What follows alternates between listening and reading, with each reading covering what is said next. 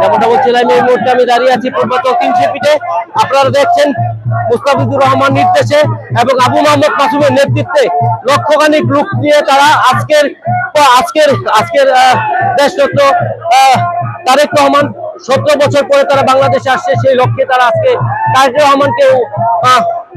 রহমানকে স্বাগত জানাতে এবং শুভেচ্ছা জানাতে রূপগঞ্জ থেকে মুস্তাফিজুর রহমান ভাইয়ের নির্দেশে এবং আবু মোহাম্মদ মাসুমের নেতৃত্বে লক্ষখানি লোক নিয়ে তারা তারেক রহমানকে তারা স্বাগত জানাতে। আমরা এই মুহূর্তে জানবো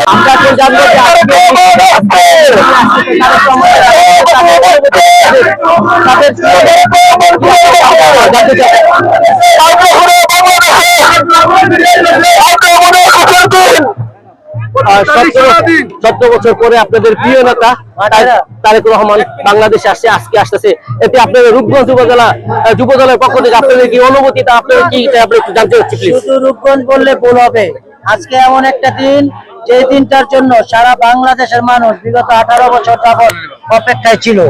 এমন একটা দিন যেই দিনটার জন্য আমরা 17-18 বছর ধরে আমরা সংগ্রাম করেছি। আমরা জানি আমাদের নেতা বিএনপির ভারপ্রাপ্ত চেয়ারম্যান তারেক রহমান, যিনি বিদেশে ছিলেন কিন্তু তিনি সবসময় ওনার মনটা এবং এদেশের মানুষের মনটা ওনার কাছেই ছিল। উনি সবসময় ওই দেশের থেকে এদেশের মানুষকে গণতন্ত্র এবং ভোটাধিকারের জন্য যে সংগ্রাম, সেই সংগ্রামে উনি সুদূর থেকে উনি নেতৃত্ব দিয়েছেন। আমরা মনে করি যে আজকে ওনার যে স্মরণীয় প্রত্যাবর্তন, এই প্রত্যাবর্তনে এদেশের মানুষের গণতন্ত্র, ভোটাধিকার এবং জনগণের যে ইচ্ছার প্রতিফলন, সেটা ইচ্ছার প্রতিফলন করতে যাচ্ছি।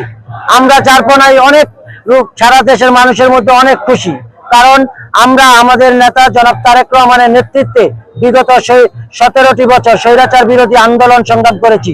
আপনারা জানেন 5ই আগস্টের অভ্যুত্থানের মাধ্যমে সেই আন্দোলন আমরা সফল হয়েছে। এই বিগত ফ্যাসিস্ট সরকার তারেক রহমানকে এদেশে আসতে দেয়নি। এদেশের মানুষের জনগণের ভালোবাসার কারণে উনি এত কাছে ছিলেন যে ওনাকে আসতে দেওয়া হয়নি। আমরা আজকে এত বেশি আনন্দিত যেটা আজকে বলে বোঝাতে পারবো না। তারপরে আমরা যেহেতু রূপগঞ্জবাসী, আমাদের রূপগঞ্জের সীমানায় উনি আসছেন। আমাদের নেতা বিএনপির জাতীয় নির্বাহী কমিটির সদস্য, বিএনপি মনোনীত ধানের শীষের প্রার্থী জনাব মুস্তাফিজুর রহমান দীপু ভাইয়ের নেতৃত্বে আমরা রূপগঞ্জ থেকে লক্ষ লক্ষ লোক নিয়ে আজকের এই জনসমাবেশে যোগ দিতে যাচ্ছি। আমাদের আজকে সকল নেতাকর্মীর মধ্যে একটা ইচ্ছা, আমরা যেন আজকে তারেক রহমানকে এক নজর দেখতে পারি এবং আজকের এই ঐতিহাসিক দিনে আমরা স্মরণীয় করে রাখার জন্য আমরা আজকে এইখানে এসেছি। ধন্যবাদ আপনাকে।